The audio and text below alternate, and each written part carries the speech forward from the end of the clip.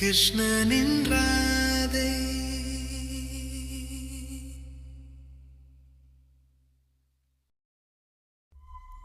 மழை நின்ற பிறகும் கிராமம் இன்னும் அமைதியடையாமல் இருந்தது. ஆற்றில் நீர் பெருக்கெடுத்து ஓடிக்கொண்டிருந்தது. வானம் மெதுவாக தெளிவடைந்தது. ஆனால் மக்களின் மனங்களில் மட்டும் 1000 கேள்விகள்.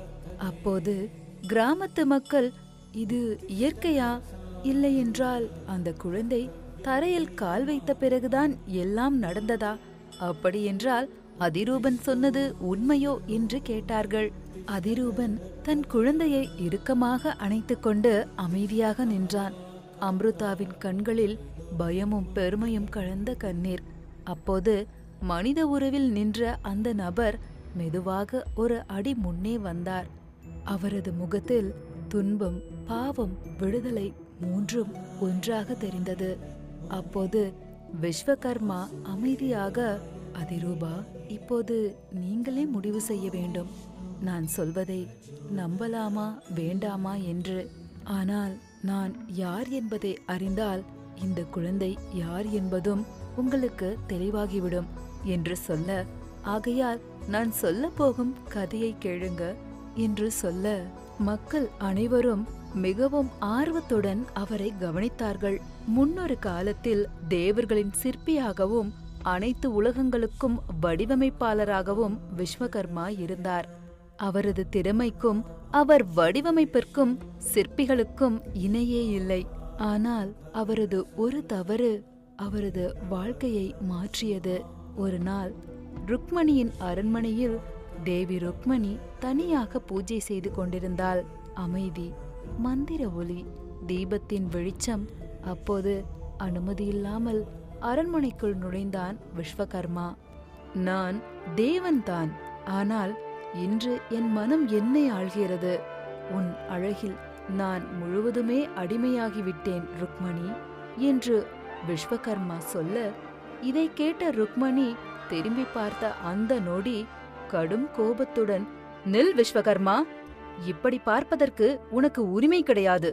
எவ்வளவு தைரியம் இருந்தால் என்னை இப்படி பார்ப்பாய் என்று ருக்மணி சொல்ல, ஆனால் விஸ்வகர்மா ருக்மணி சொல்வதை எதையும் கண்டு கொள்ளாமல் அவள் அருகில் வந்து, ருக்மணி, ஏன் இவ்வளவு கோபம்? என்னை மட்டும் நீ ஏற்றுக்கொண்டால் இவ்வுலகில் என்னை விட அதிர்ஷ்டசாலி யாருமில்லை. அதோடு உனது உடலின் வளைவும் நெளிவும் என்னை பித்தனாக்குகிறது ருக்மணி என்று சொல்ல, விஸ்வகர்மா, நீ உனது எல்லையை தாண்டிவிட்டாய். ஒரு தேவனாகி இருந்தும் என்னை இப்படி காம உணர்வுடன் பார்த்த உன்னை நான் இந்த நொடியே சபிக்கிறேன். ருக்மணியின் கண்களில் தீ எரிந்தது போல் அவளது குரல் 3 லோகங்களையும் அதிர வைத்தது. விஸ்வகர்மா, உன் காமம் உன் ஞானத்தை விழுங்கிவிட்டது. இன்று முதல் நீ தேவன் அல்ல, மணல் அரக்கனாக பூமியில் அலைவாய். இது எனது சாபம் என்று ருக்மணி கடும் கோபத்துடன் சொல்ல, விஸ்வகர்மா அதிர்ந்து பார்த்தான். தேவி, என்னை சபிக்காதீர்கள், என்னை மன்னியுங்கள் தாயே என்று சொல்ல, என்னால் இனி உன்னை மன்னிக்க இயலாது விஸ்வகர்மா. உனது சாபத்தை நீ ஏற்றுக்கொண்டுதான் ஆக வேண்டும் என்று ருக்மணி கூற, அப்படியென்றால் என் சாபம் எப்போது உடையும்? நான் மீண்டும் தேவனாக மாற வழியில்லையா என்று விஸ்வகர்மா கேட்க, ருக்மணி கடும் கோபத்துடன், உன் சாபம் ஒரு பெண் குழந்தையின் பிறப்பால் மட்டுமே உடையும். அந்த குழந்தை ராதா என்ற பெயரில் பூமியில் பிறக்க வேண்டும். தேவி ராதா எப்போது பூமியில் பிறக்கிறாளோ, அவளின் கால்கள் எப்போது பூமியை தொடுகிறதோ, அந்த நாள் நீ மனிதனாக மாறுவாய். அவள் மறுபிறவி உன் பாவத்தை கழுவும். அப்போது விஸ்வகர்மா நடுங்கிய குரலில், ஆனால் தேவி, ராதாவின் பிறப்பு ஏற்கனவே முடிந்துவிட்டதே, அப்போ என் சாபம் எப்படி உடையும் என்று கேட்க, ருக்மணி ஒரு நிமிடம் அமைதியாக நின்று, உனது காமம் உன் கண்ணை மறைத்தது. ஆகையால் ராதா எப்போது பிறப்பாள் என்று எனக்கு தெரியாது. அவள் பிறக்கும் வரை நீ சாபத்தில் இருந்துதான் ஆக வேண்டும் என்று ருக்மணி சொல்ல, உடனே சாபம் நிறைவேறியது. அந்த நொடியில் விஸ்வகர்மா மணல் அரக்கனாக பூமியில் வீழ்ந்தார். இதை அனைத்தையுமே பூலோகத்தில் விஸ்வகர்மா கிராம மக்களிடம் கூறிக்கொண்டிருந்தார். நான் அந்த மணல் அரக்கனாக இருந்தேன்.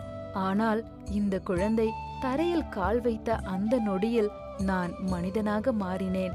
அதனால்தான் மழை வந்தது, ஆறு ஓடியது, சாபமும் உடைந்தது என்று விஸ்வகர்மா சொல்ல, உடனே மக்கள், அப்படியென்றால் இந்த குழந்தை ராதா என்று சொல்கிறீர்களா என்று கேட்க, விஸ்வகர்மா அதிரூபனை பார்த்து, ஆம், இந்த குழந்தை கண்டிப்பாக ராதாவின் மறுபிறவிதான். இந்த குழந்தையால்தான் நான் மீண்டும் மனிதனானேன். அதனால் அதிரூபா, உங்கள் குழந்தைக்கு ராதா என்ற பெயரை வையுங்கள் என்று சொல்ல, அதிரூபன் அதிர்ச்சியுடன் அம்ருதாவை பார்த்தான். அம்ருதா மெதுவாக தலையாட்டினாள். உண்மை அவர்களுக்கு மட்டுமே தெரியும், இது லக்ஷ்மியின் பிறப்பு என்று.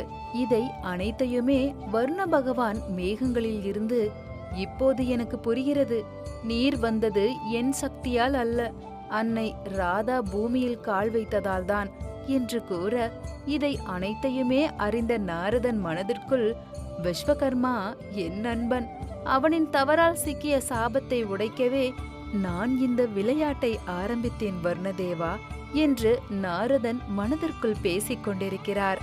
நடந்த அனைத்தையுமே கைலாயத்தில் இருந்தபடி சிவபெருமான் சிரித்துக்கொண்டு, பார்வதி, பார்த்தாயா, ஒரு தவறு எத்தனை ஜென்மங்களை நகர்த்துகிறது என்று சிவபெருமான் சொல்ல, இதை கேட்ட பார்வதி தேவி, ஆனால் பிரபு, அந்த குழந்தை சாதாரணமானவள் அல்ல, உலகம் விரைவில் அவளை அறியும்.